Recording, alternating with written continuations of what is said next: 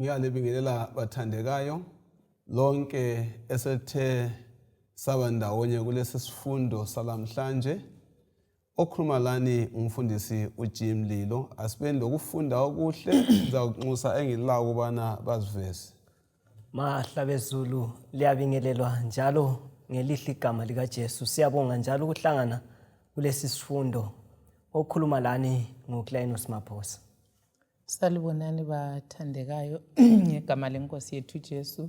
Siyamukelana njalo kusifundo salona leli viki. Mina nguMrs Esimhlanga.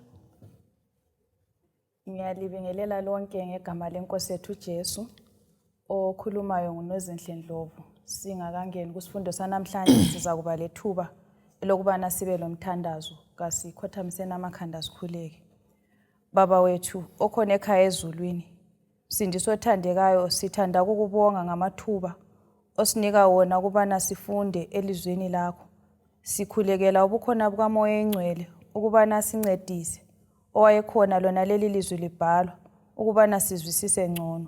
Siphathise lapho kudinga senze izinqumo, usincedise. Sikhuleka sithembele egameni kaJesu Kristu ozayo masinyane. Amen. Amen. Siyabonga njalo bathandekayo ubana sihlangane kusifundo sesihlanu lale ikota. Isifundo esilesihloko esithi sona amaqhinga okubalekela uthumo. Amaqhinga okubalekela uthumo. Kumbe izaba zokubalekela uthumo. Ungathatha lokho kuzisa ngcono. Silokho siphakathi njalo kwezifundo eziqhakathekileyo empilweni zethu.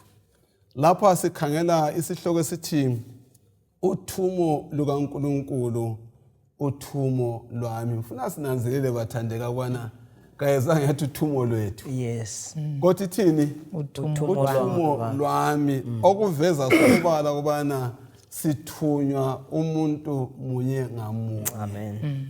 Yes, sithunywa umuntu munye ngamunye. Ake sikhangele indlela yokufundwa ngekhanda uIsaya ngo-6 ivesi lika 8.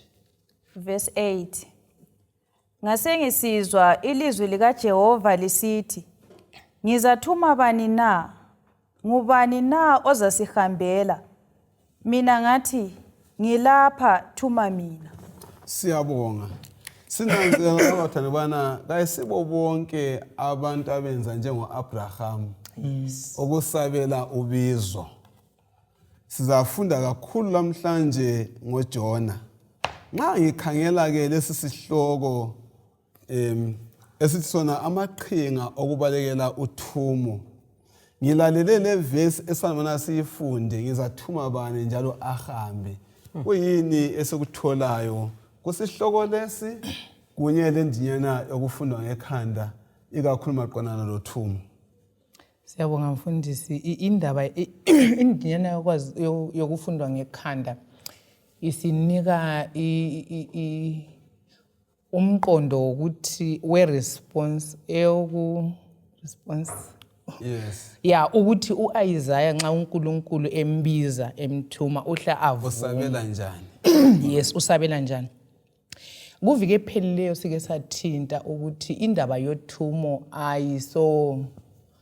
ayisiyo ndaba yokudla ama-ice cream, asondaba emnandi izikhathi zonke. Sasesiveza ukuthi kulezinye izikhathi ofika kube nzima kodwa uNkulunkulu esenelisa ukuthi akusize even usendaweni ezinjalo. So isifundo sethu sisivezela lapho ukuthi kwesinye isikhathi kulabanye abantu abake babizwa ethumweni lolu abazange bahle bavume njengo-Isaiah lapho ukuthi hayi ngilapha ngithume. Njengo-Abraham okwathiwa phuma wahle waphuma.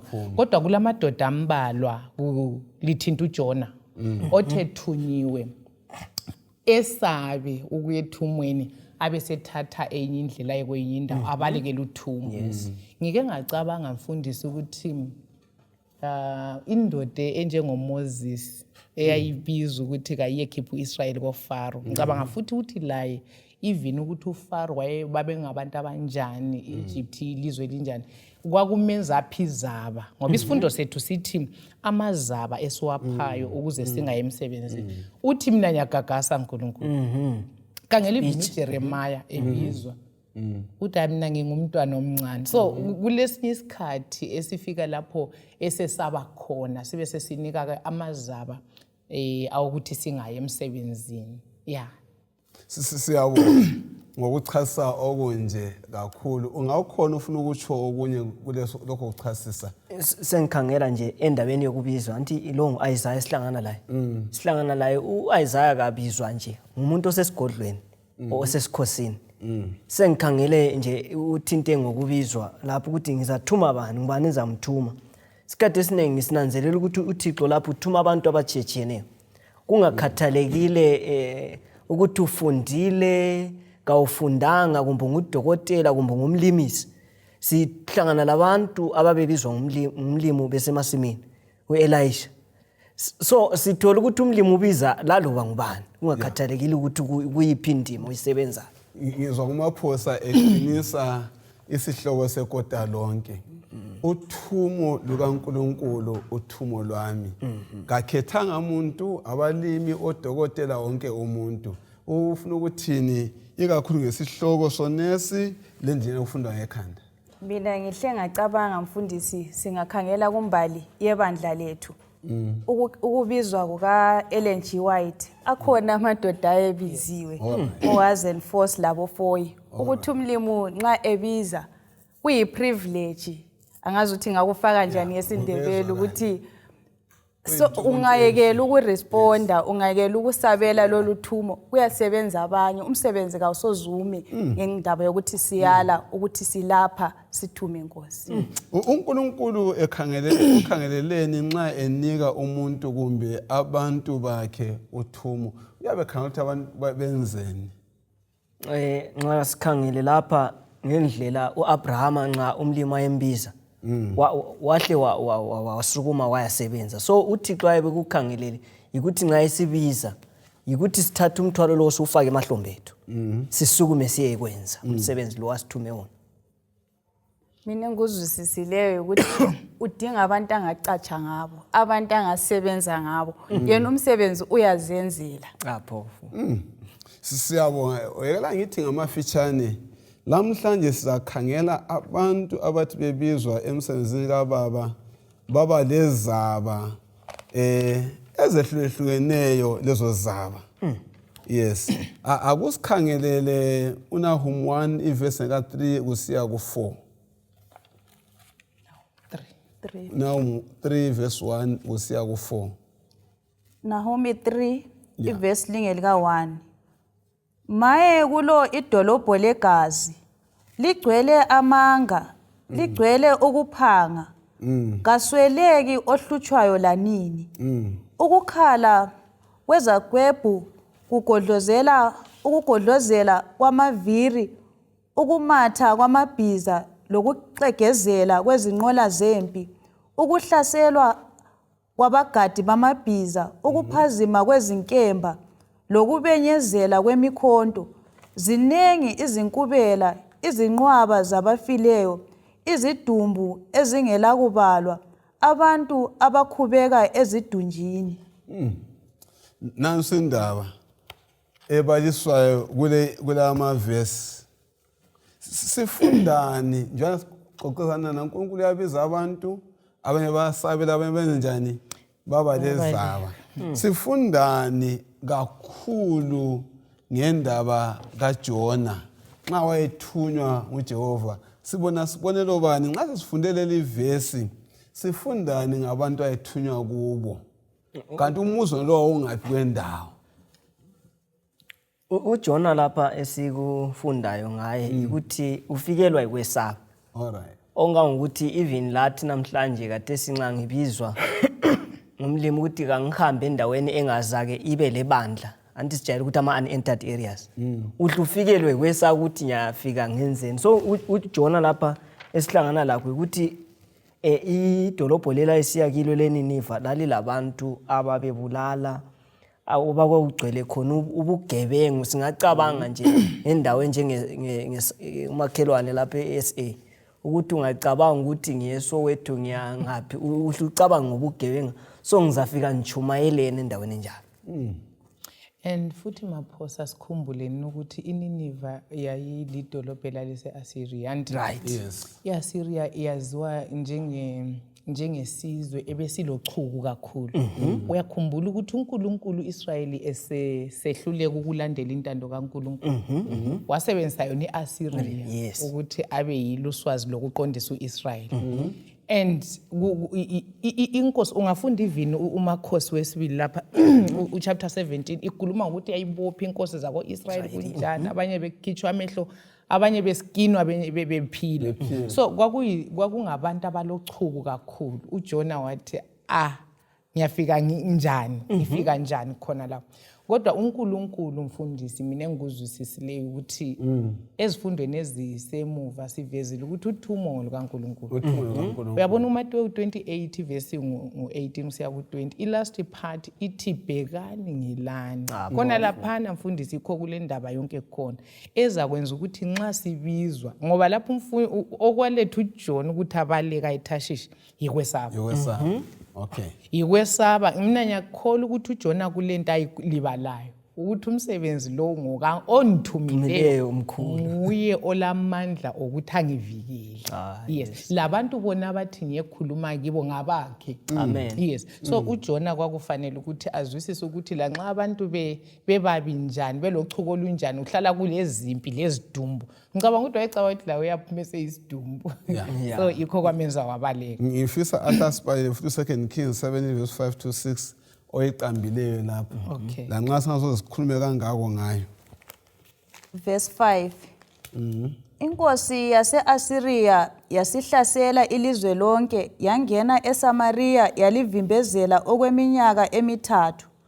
Ngomnyaka weficamunwemunye kaHosheya, inkosi yase-Asiriya yathumba iSamariya, yaxotshela abako-Israyeli e-Asiriya, yabahlalisa eHala ngaseGozani emfuleni waseHabhori lasemizini yamaMede. Siyabonga ubana sizwe ngumfanekiso ukuthi iNineve ayethiyelwa kuyo yayindawo enjani. Utshilo wathi yena into oqale yenza uJona wesaba wanqaba bana ayekhona ngale ikwesaba. Ayasixoxe ngakho kwesaba nje intshena kwenzani empilweni yomuntu.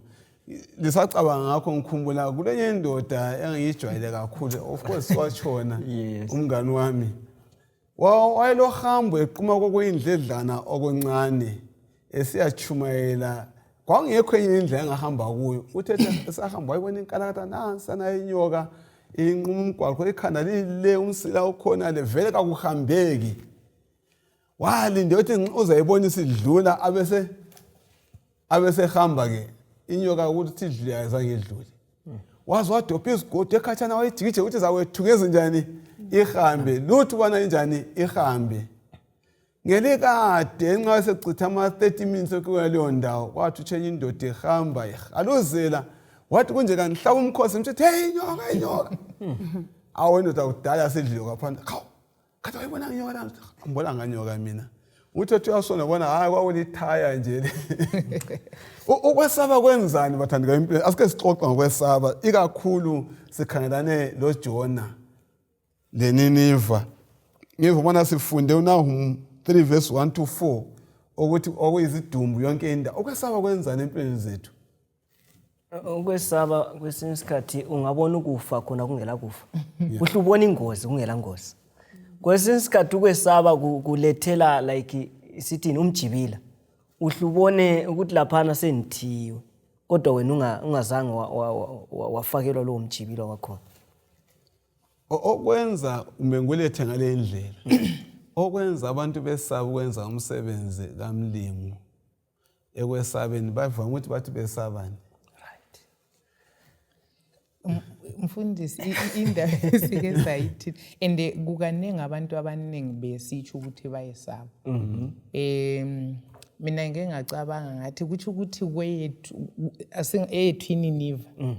Yeah, ukuthi kulabantu isintu sethu mfundisi silenkolo yokuthi kulezinto ezigejelwe emzini yabantu abantu balezinto ezibagcinileyo ezilamandla ezingasilimaza and uJesu ethuma even abalitshumi lambili abangu-70 wathi ngilithuma njengamawundlu phakathi ngoba vele ulaka lukaSathane lunjalo so yikho kwenza sesabe ukuhamba ukuthi siyesabe ukuthi mhlawumbe singabe hey mfundisi kulomunye umama oke wahamba kwesinye isigaba kuyachumayela emakhaya angazi kumbuye ubeyazi le kaSeptember wabuye ngaboni wabuye ngaboni umama lo anithe ngixoxela wasesithi khona wezwe ngani uchaywa ngenhlabathi emehlweni kumbe babele 3 days befikile eBhinga wagcine esephenduka so kwesinye isikhathi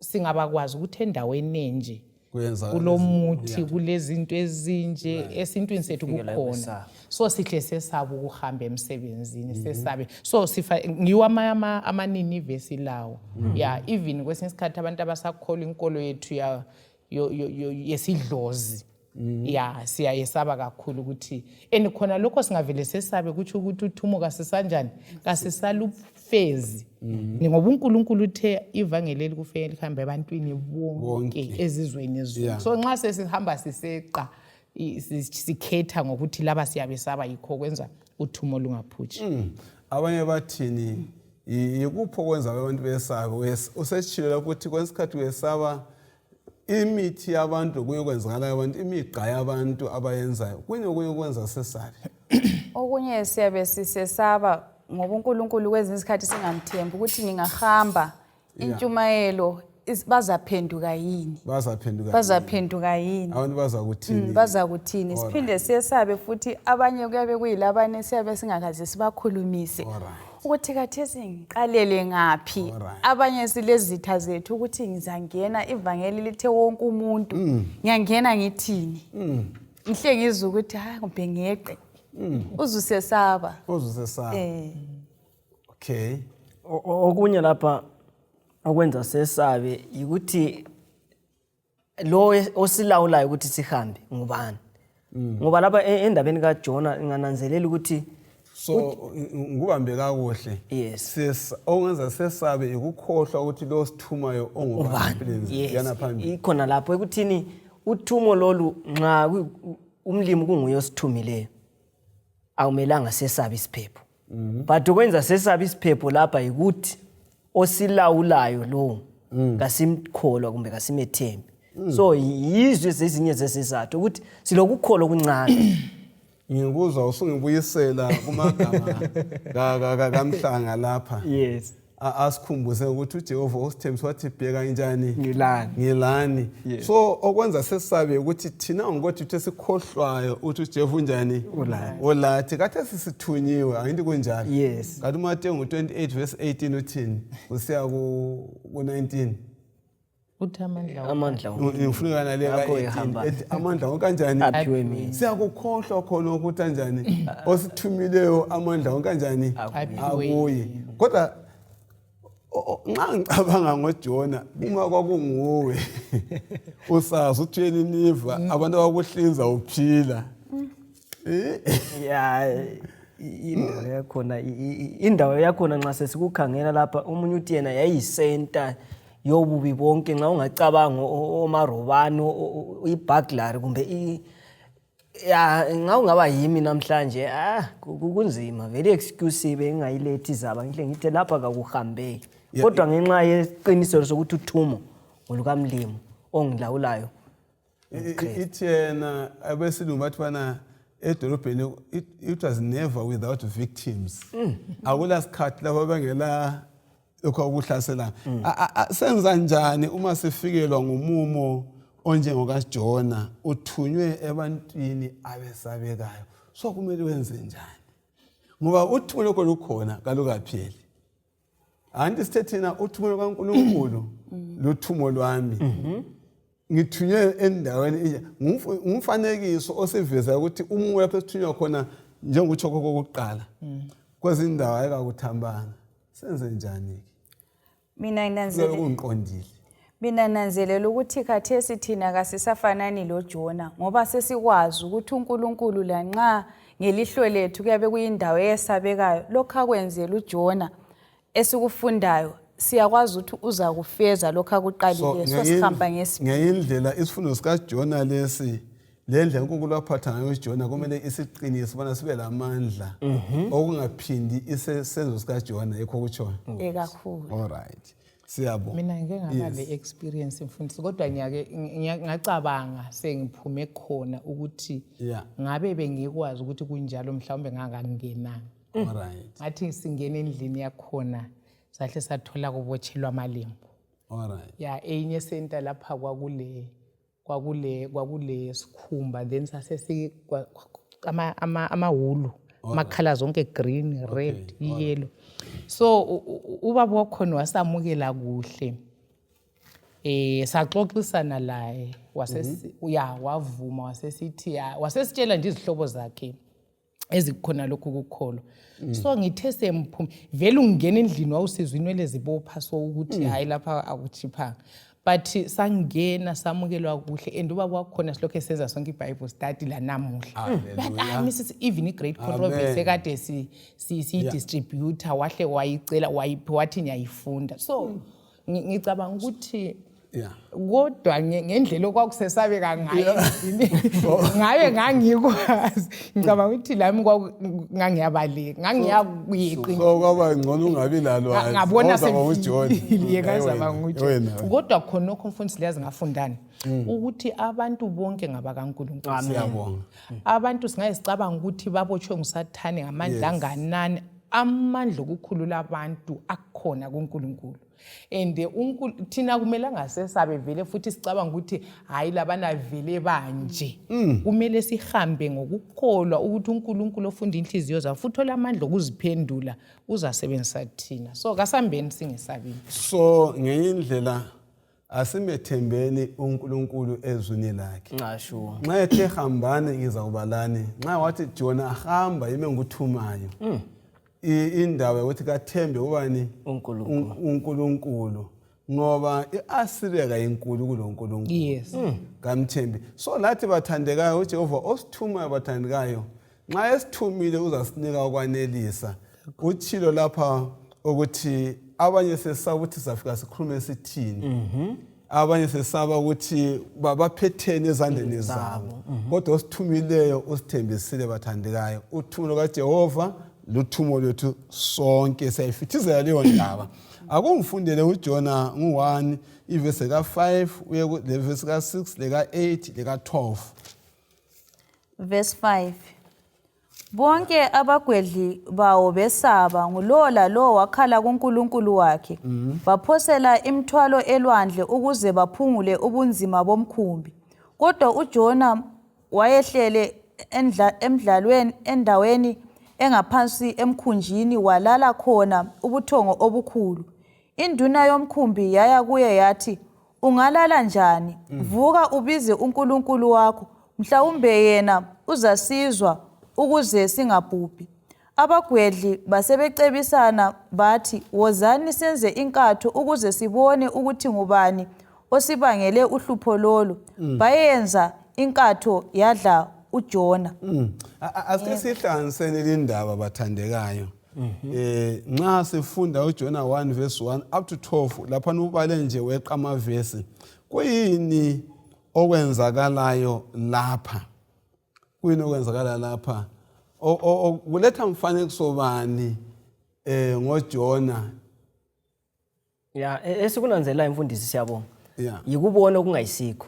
Ukubona okungamanga. All right. Abalo Jona lapha emkhunjini bahle bacabanga ngezabindlela. Isikhathi esiningi umlimi uthi yena kasikhambeni ngoba umlimi uthe Jona wena usesandleni sami la. I-direction omele uyithathe nansi. uJona athi hayi umhlaba ngokugcwala kwawo lami ungaba ngowami ekela ngizicantele eyami i-direction. Kodwa abantu asebelimala lapha ngabasemkhunjini sebesithi ngcono sijikele funa izinto lezi esilazo. Yizwe engcene sezisenza ukuthi umkhumbi wethu njani utshona. Sebecabanga ukuthi bakuyisele phansi impahla zawo. So baphosela into ezingayisizo eziluhlupho. Uhlupho lulele phakathi kwabo. Right, yes. Uyakwazi ukuthi khonokho kusuku usifundisana maphosa ukuthi kwesinye isikhathi lathi nxa sikusemsebenzini kaNkulunkulu. Yeah. Siyake sibone mhlawumbe sesithaye 1 week 2 weeks engqengela umuntu ophenduka. Yeah. Esicabanga ukuthi hayi engxenye umtshina wethu yongayisiwo engxenye umtshumayeli kunjani. So sitshintsha izinto kanti sichiya okuyikho. uJona okwakuyikho kwakusinkisa umkhumbi ukuthi kwakulo Jona. Kwakungasompahla. Yeah. So kwesinye isikhathi lathi ukwehlulela. So yikho uJona uthana ayekela ukuphosela impahla phoselani mina kathi ibe choice. Yes. Kwesinye isikhathi kwesinye isikhathi kuyadingeka ukuthi sinanzelele okuyililo uhlupho olwenza umsebenzi ungahambi si-address lona. Okay. uJona 2 verse 1 to 3 lo 7 akumbali 1 to 3 sizibona uthini. Jona 2 verse 1. Ephakathi kwenhlanzi uJona wathandaza kuJehova uNkulunkulu wakhe. Wathi ekuhluphekeni kwami ngambiza uJehova wangiphendula. Ngisekujuleni kwengcwaba ngacela uncedo. Wena wakulalela ukukhala kwami. Wangiphosela ezinzikini phakathi emathunjini ezinlwandle. Amagagasi agubhazela emaceleni wonke. Wonke amagagasi akho lezimpophoma zawo kwangisibekela. 7 to 10. Lapho impilo yami yayincipha ngakhumbula wena, Jehova. Umthandazo wami waphakamela kuwe ethempelini lakho elingcwele. Labo ababambelela ezithombeni ezingelamsebenzi balahlekelwa ngumusa ongaba ngowabo. Kodwa mina ngizakuthi ngihlabela ingoma yokubonga ngenze umhlatshelo kuwe engikufungileyo ngizakugcwalisa insindiso ivela kuJehova. Sifundani ngawa lama verse akhulunywa nguJona eseqala ukuzwisisa uNkulunkulu emva kobana Jona sizwile uMaphosa thena uJona waba le picture engayisiyo ngoNkulunkulu. uNkulunkulu uzamutha amcatshele kodwa lesesandla sikaNkulunkulu. Ucatsha njani vele kuphethe yena uNkulunkulu. Simbona njani lapha siuzwa njani umthandazo kaJona nxa sesifike uzwisisene kaNkulunkulu usincedisa njani lathi? uJona lapha sithola ukuthi ubona impilo yakhe isingathi sefile. Uzibona yena engasekho kodwa lapha sithola amandla kaMlimi ukuthi uJona ephakathi kwesisu senhlanzi uyaphenduka. Uyathandaza umthandazo. Ngeke ngakhangela mina uhlupho umfundisi esike saba lalo lo COVID-19. Umvalela endlini. Nxa kade ngukhangele ukuthi khona phana isikhathi esiningi ugcina usumbona umlimi sibili uhlupho solukwehlele unanzelela ukuthi umlimi presence yakhe ikhona ngoba awula muntu wayevukela industry kodwa sasisidla. But lapha sesikhangela uJona uphakathi kwenhlanzi. Ngapha konke uvalelwe. So engunanzelela lapha engufundayo mina personally ukuthi umlimi ngazi ubale kuye ngapi Mrs Mhlanga. Uyabulokhu sesandeni sikaThixo ebekubona la. So umhlaba lokugcwala kwawo. So ngenye indlela Mrs Mhlanga lo indaba le ishukuthana uNkulunkulu Jona uzawuthi ngaphepha ngokuyena Niva. Akulandawo lesiphephelo ongaya kuyo isiphephelo sifumana ubani kimi yokho esekuzwa yini kumbe izwa. Mina kodwa okuhle kwangihamba ukuthi ngeke ngazibuza ukuthi uNkulunkulu kuyimi. Mina nginguNkulunkulu. Ngathuba umntwana engakwenza omthume ukukhulu yamenza. Ngiyamtshaya. But sibona uNkulunkulu lokhe umusa kaNkulunkulu odephileyo futhi ongasoze uzwisiswe ngumuntu. Iwe siubona lapho ukuthi ubekezelela isone esalayo ukuyemsebenzini. And asigcine sisensisini senhlanzi. Singakhuleka isoni iforgiveness ibe khona iphiwe. Amukeleke futhi uJona aphinda aphiwe olunye uthumo. Mina ngibona amazing grace. Uyakwazi ukuthi uthina siyabe sicabanga ukuthi usathane iaccusation ayinika uNkulunkulu ukuthi uNkulunkulu ubamba ngamandla ungavela uphambuke uNkulunkulu yakubulala. But igrace siyayibona ilokhu ilandela uJona sibona umusa odephileyo kakhulu. Usikhumbuza ukubuyela ku lesson 1 anti sibona uAdam lo Eva sebewile lokho sibuyela ulokho elandelela umuntu so uNkulunkulu uyasidinga njalo uyasizwa lapho siyabe sikhona ama footsteps ethu like uhamba izisindo zethu uyabe sizwa so uNkulunkulu olandelelayo mase sikhangela indaba kaJona. Mina ngifunda isifundo esikhulu kakhulu ukuthi uJona lapha wakufunda kabuhlungu. Thina kusadingeka ukuthi size sifunde kabuhlungu ukuthi uNkulunkulu uyabusa. Yeah. Ungananzelela uJona simthola sibili esemzwisisa into kwakumele ayifunde ku right useyifunda esesesiswini senhlanzi. So umlimo nxa ebiza bathandekayo balaleli lababukeli kasimuzweni singaze safuna ukumuzwa kabuhlungu. Ungikhumbuza amagama engqom isisimhlangu uzakhumbula amagama athena sizazisola okungenza umsebenzi ngezikhathi zokuthula la usisebenza njengesikhathi sinajona sekunzima okumangalisayo okunye bathandekayo engibona simele sikufunde kule indaba yokubana ukuchilo misisimhlangu athana ukuthwala kwemphefumulo konzima uJobe ukhaya ngani wayecabanga ukuthi imphefumulo nxa kule mthuma umthuma ngawakhe amandla uJona yabona kakhulu mfundisi into leyi esihluphayo lathi esithunywe uNkulunkulu kaThesi anti ukuthi ngiyabe ngicabanga ukuthi kungathwayana endaweni enje ngihle ngicabanga ukuthi ngizathini ngiza abantu bazangikhangela njani imessage yami bazayamukela yini uyabona ukuthi sibe sensesaba ukuthi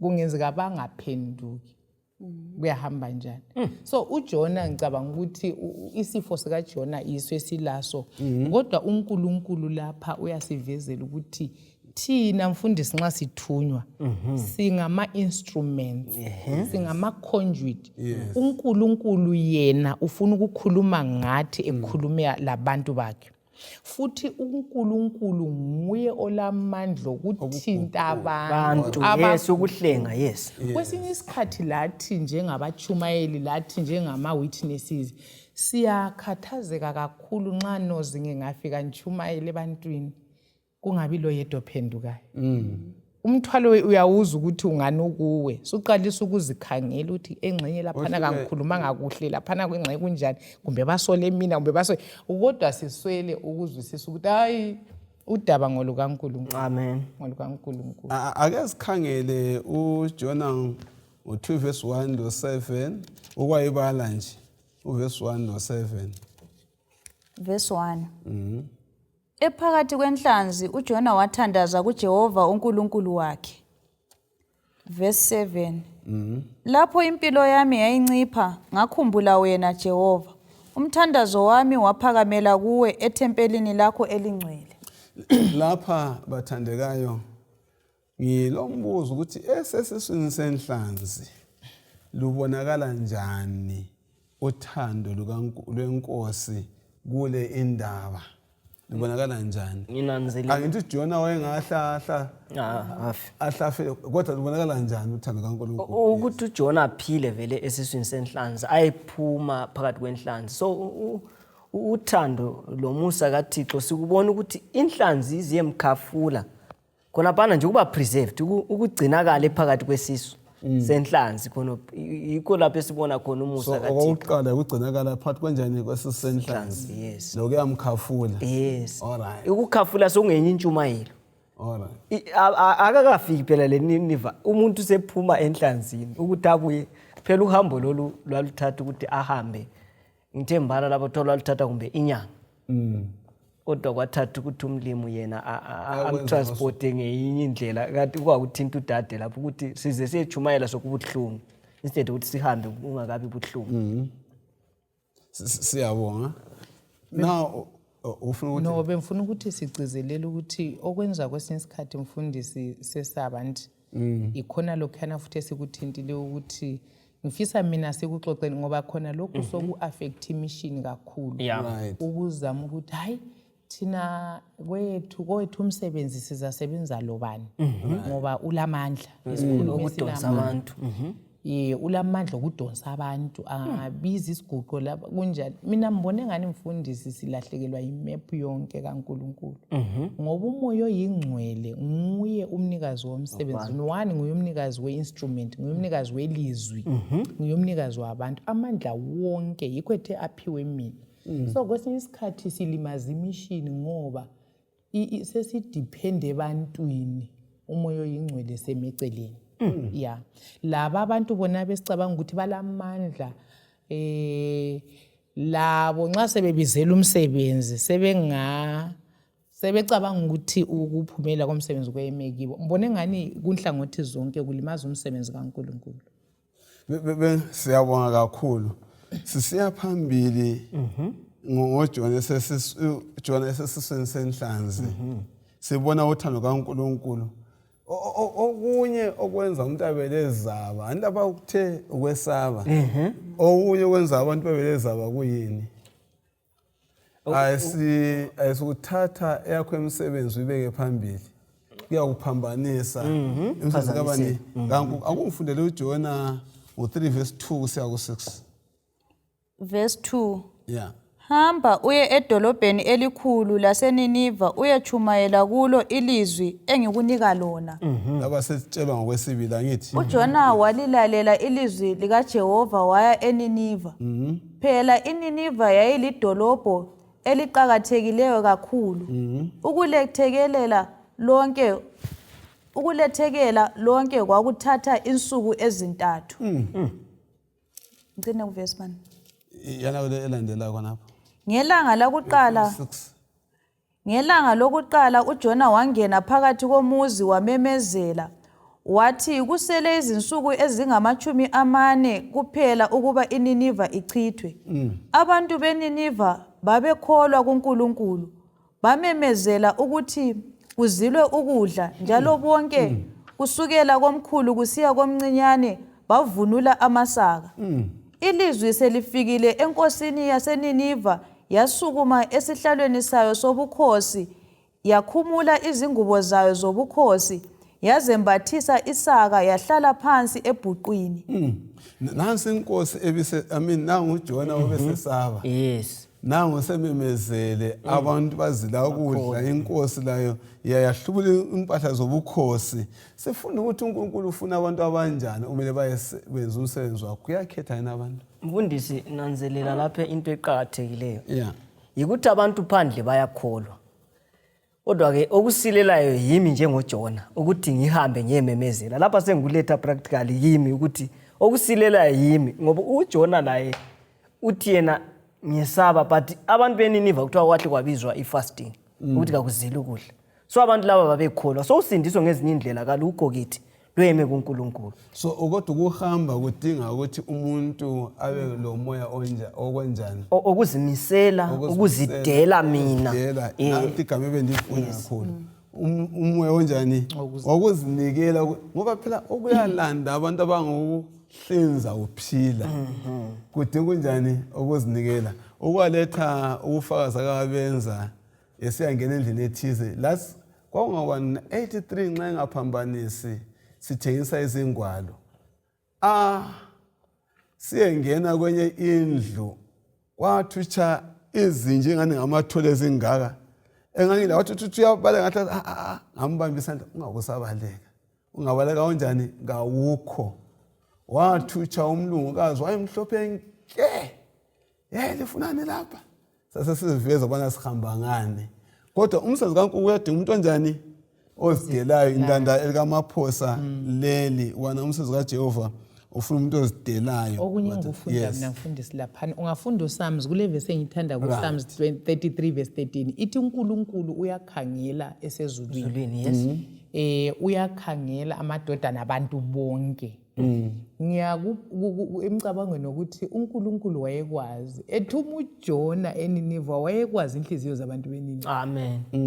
ngoba thina si short sighted singabantu asingeke sifunde inhliziyo zabantu kodwa uyasithola kwesisikhathi sesibahlulele sahle sathi alaba vele sebenjani sebengolahliwe uJona wayekwazi ukuthi banjalo that wicked seed wahle wabona ukuthi abantu abalahliweyo abaphika uNkulunkulu but God uNkulunkulu wayezwisisa inhliziyo zabantu ende kuthiwa ukuthi ememeza kuthi abakholwa bahle baproclaim ifast bazile ukudla angazi uJona empilweni yakhe wayeke wafast phela abangale bandle bengezwe ikholo kaNkulunkulu bazidela bazinikele sibona akungifundele uJona 4 verse lika 2 sayivula mfundisi okunye lapha ngifunda okunye lapha ukuvuma ubana silobandlululo kuthiwa kudinga ukuzehlisa isikhathi esiningi phela thina abantu sebabandlulula uJona vele wayesehlo wabandlulula ukuthi lama ungambeki Jona esechilo lapho ukuthi yena akudinga ubani uzubahlulela abantu ukuthi laba bengolahliwe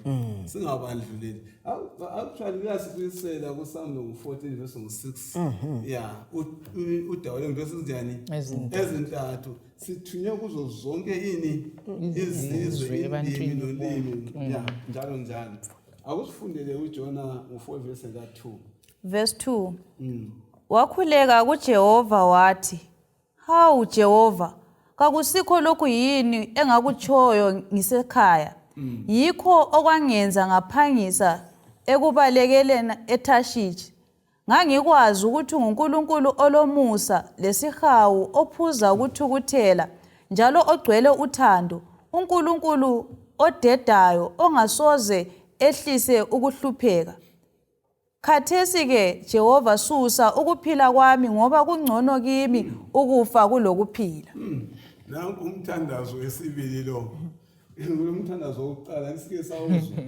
esenanzela ubana uNkulunkulu uyisima kanjani kodwa nanku umthandazo wesibili umthandazo kaJona umbuzo kanti uvele kuyini ngoJona kanti uve wayelohlupho bani lo muntu na uJona mfundisi ngike ngaqathanisa lo Moses anti ungafunda uExodus 32 uMoses uthi kungangcono mina ngisuswe kumbe ngangcono ngife kulokuthi abantu laba banjani ibizo lami lisuswe encwadini yokuphila kulokuthi abantu laba ubehlusela ulaka right but lo uthi kungangcono ngife kulokuthi laba besindisa ulenzondo ulenzondo laba bantu uthini uNkulunkulu ngumuntu olenzondo ngomakhelwane wakhe uJohane oqala ngo3 verse ka15 singayitsho ngekhanda le uthozonda umakhelwane ungubani ungubulali akula mbulali bathandekayo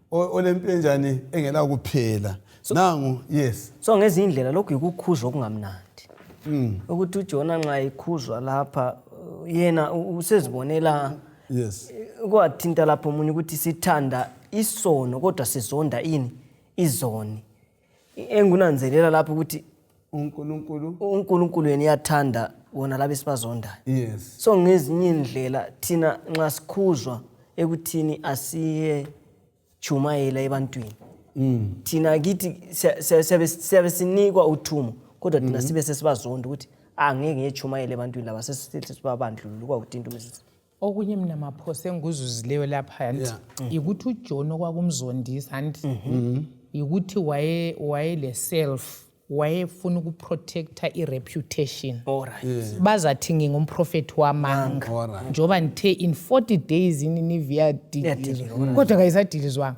ngoba isisa sikaNkulunkulu amen yayibona indaba ngoba nxa singabaprofeti wayengamemeza ukuthi kabaphenduke uthi ngicabanga ukuthi wayeswela ukuzwisisa ukuthi le kwakuyiconditional prophecy iyadilizwa nxa beyalila ukuphenduka kodwa nampo baphendukile uJona so mina mbona mfundisi ukuthi khona anti sithe kudinga ukuthi umuntu azidele singahamba sile self yesizayifuna ukuyiprotecta at the expense of ukusindiswa kwabantu abantu sebesindisiwe uJona inhliziyo engela self selfless kwakumele ukuthi rejoice ukuthi abantu sebekhululiwe kufeni kodwa uJona uwaridi ngani ngaye angabe safaki ivalue kananzelela ivalue yemphefumulo eyayisindisa endukulethe kahle uMrs Mhlanga lapha ngithola futhi okunye lapho ukuthi mina ngilugodo olugobileyo kodwa uThixo uthi yena kangidwebe umzilo onjani oqondile ukuthi abantu banjani basindiseke. Siyabonga kakhulu.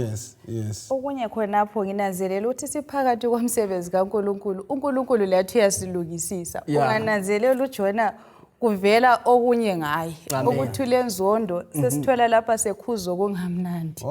So lathi siphakathi komsebenzi kaNkulunkulu balaleli lababukeli lithuba elihle ukuthi uNkulunkulu asilungisise lathi amaphutha ethu esilawo. Awungeke wazibona ezigwenxa zakho until uzungene ngapha emsebenzini ngithi. Yeah. Uthatha indaba kaJona iphetha singezwanga ngokuphenduka kaJona, kodwa umbuzo omkhulu kule indaba yokuthi sizakwenza njani ngendlela uJehova azihlupha ngayo ngabantu ababi abahlukuluza abanye iningi elingakafinyelelwa elingakazwe la ngothando kaNkulunkulu. Sizakwenza njani ngenye indlela? Umbuzo lo ukhanya ubona isimilo sikaNkulunkulu ukuthilo indlela athanda ngayo isoni. Thina indlela esizonda ngayo isoni kulomahluko omkhulu kakhulu, kodwa sisenza izono. Ngumbuzo emfisa wana umuntu munye njani aziphendule yena ngokwakhe. Akungifundele njalo kathesi uIsaya ngo6 verse ka1 usiya ku8. Asike siphinde ke indaba ngamafitshane. Verse 1 to 8. Ngomnyaka inkosi uZiya eyafa ngayo ngabona uJehova ehlezi esihlalweni sobukhosi esiphezulu esiphakemeyo. Injobo yesambatho sakhe igcwele ithempeli. Ngaphezu kwakhe kwakulamaserafi elinye lelinye lilezimpiko eziyisithupha. Ayegubuzele ubuso bayo ngezimpiko ezimbili, egubuzele izinyawo zawo ngezimbili, ephapha ngezimbili. Elinye lamemeza kwelinye lisithi, Ungcwele, ungcwele, ungcwele. Ungcwele, ungcwele uJehova uSomandla, umhlaba wonke ugcwele inkazimulo yakhe. Ekuzwakaleni kwamazwi awo, imigubazi lombundu kwanyikinyeka, kwathi ithempeli lagcwala intuthu. Mina ngakhala ngathi, maye mina sengibhujisiwe, ngoba ngingumuntu olezindebe ezingcolileyo, njalo ngihlala phakathi kwabantu abalezindebe ezingcolileyo. Lamehlo ami asebona uJehova, uJehova uSomandla. Lapho ke elinye lamaserafi laphaphela kimi liphethe ilahle elivuthayo esandleni salo elalilithathe ngodlawu e-altareni. Lathinta umlomo wami ngalo lathi, khangela lokho, sengikuthinte izindebe zakho. Icala lakho selisusiwe njalo lesono sakho sesihlawulelwe. Ngasengisizwa ilizwi likaJehova lisithi, ngizathuma bani na? Ngubani na ozasihambela? Mina ngathi, ngilapha, thuma mina. Right, siqale lapha. Nxa sifunda ngokusindiswa kwabantu baseNiniva njengofakazi, thina singofakazi bakaNkulunkulu, sifundani ngokuba ngumfakazi? Ngubani sibili ophendula abantu? Sike sawuphendula lo mbuzo, kodwa singawuqinisa. uNkulunkulu nguye oguqula inhliziyo zabantu. Okunye ukuphendula nje amavesi la besiwabala, ubizo lukhona babukeli labalaleli. Okwethu ukuthi sizimisele ukuthi sithi phakathi kwalona lolu Uthumo silwamukele lolu bizo ngokuzithoba, ukuvuma, silalele ilizwi likaThixo. Sithi nguye ozasihola nxa ethi lapho etsho khona mina nzanjani ngizakuya. Yes. Khonapho bengilombuzo kwalama verse kanti vele umkantsho waleli verse abathi bona ifocus umkantsho waleli verse walama verse esiwafunda kaYesaya yiwuphi kantsho wale ndaba yonke kulesahluko yipi? uYesaya ngo6 verse 1 to 8. Mina ngikuzwisisa lapho umkantsho mfundisi ukuthi ubizo lukhona. Ubizo lukhona ende lungcwele ngolukaNkulunkulu. Amen. uNkulunkulu udinga abalenhliziyo ezivumayo. Yes. Azabathuma bayemkhulumela. Ende khonokho kungasilahlekeli ukuthi thina singama-conduits, uNkulunkulu nguye ozakhuluma labantu bakhe anjani abaphendula inhliziyo.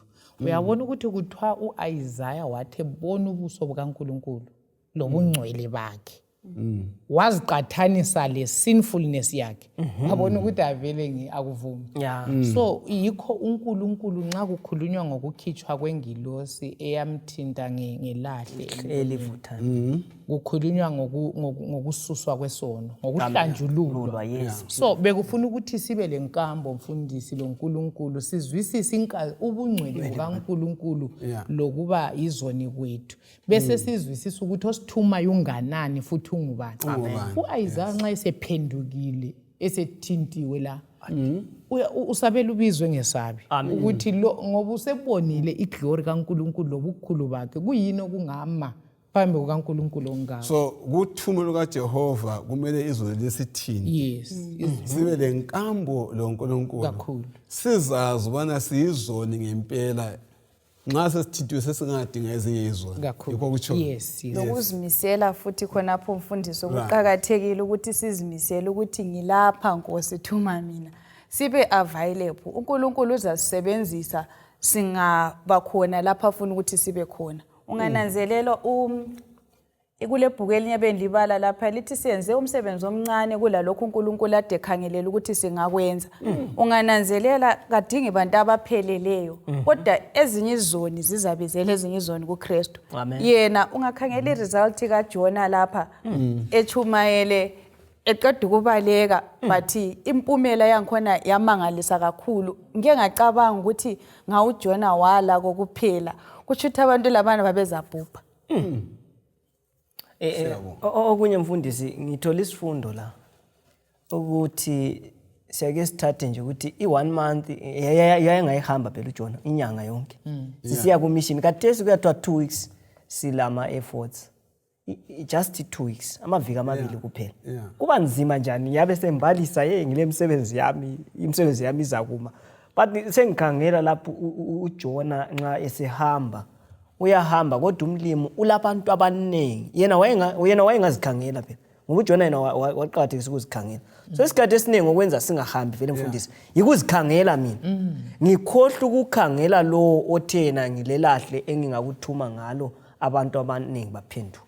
Uyazi Maphosa nxa uthinta indaba yokuthi abantu bathi ngilomsebenzi wami ngilalokho, kule quotation engiyithandileyo lapha uEllen G. White akhuluma ngayo, uthi khona thina sonke silamazaba, uNkulunkulu kayisusi responsibility kithi, kodwa uthi emabhukwini ezulwini irecord ekhona ngathi singayiyo emsebenzini noba silasiphi isizathu, uthi kubhaliwe ukuthi thina sizinceke ezingathembekanga lakathesi. So uNkulunkulu futhi kasoze asamukele ngoba thina siyazisave impilo yethu ikhangele emini ukuthi nisasebenzela abantu abami, ngisakwenza okwami lokho, kodwa abantu phandle ngale bayafa. So usibuyisela indaba lana esaqala ngayo endlela ekota lonke, sikhanda amacebo lakho konke abantu lokho befela phakathi kwesona, singasukumi senze. So mina benginesikhuthazo kithi abalaleli ukuthi kasisukumeni siye emsebenzini loba uthumo lutheni,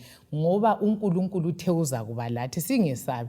And siza mfundisi sisechechi sibanengi simelela ukuthi inkosi izosithatha, kodwa sihlezi umsebenzi kaNkulunkulu ungahambi, silezi izathu lamazaba atshiyeneyo. Khonapho usithi sihlezi ezathu ezehlukene, engxe umuntu kakwazi bana uNkulunkulu ufuna abantu abanjani. Cha, abantu enqamele ukusebenza abafundise kuphela, kanti uNkulunkulu ufuna abantu abanjani ubana bahambise udaba losindiswa kubo bonke abantu ezizweni zonke. Ufuna abantu abanjani sibili? Sinenzelela ukuthi uNkulunkulu kakhethi umuntu. Wonke umuntu ozwileyo ebiza esabela uyangena abe ingxenye yomsebenzi kaNkulunkulu. Asomsebenzi wabafundisi, asomsebenzi wabadala bebandla, asomsebenzi we-witnessing team, umsebenzi wethu sonke. Mina bengifuna ukuthi imphendule nozingezelele ngithi nguye wonke osebele nkambo loNkulunkulu. akula muntu ongakhululwa esonweni asalethule mfundisi.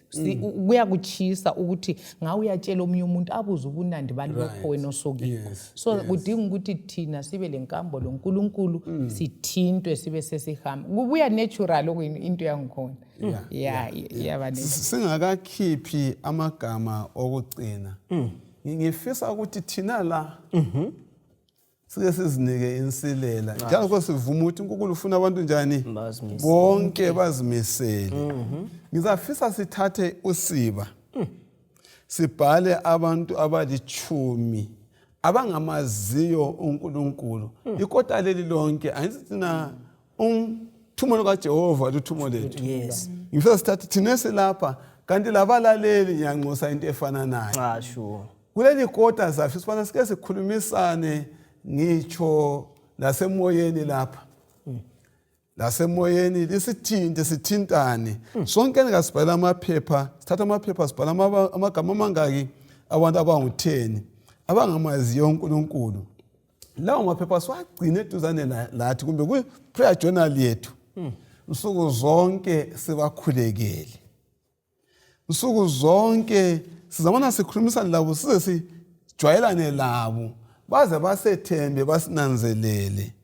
Futhi sithathe lenswelo zabo sizibhale phansi. Okubahlupha sikubhale phansi. Abahlana lakho kubuhlungu sibe lakho sibukukhulekele bakwazi bona siyakukhulekela lokho. Sibona bana xa esiyaphela ikota le uNkulunkulu abesebenzise ngayiphi indlela singakwenzi ngamandla ethu kodwa amandla kabani kaNkulunkulu. Okwesibili ngifisa bona sikhethe idorobho kumbe indawo eseduzane esingayikhulekela uba wakhuluma ngeSoweto. Ezizindawo sike sezikhulekele izinsuku ngezinsuku sibona uNkulunkulu ukuthi athini. Already lapha ngilamabizo angu8 ngisashothe ngamanye amabili ukuthi abe ngu10.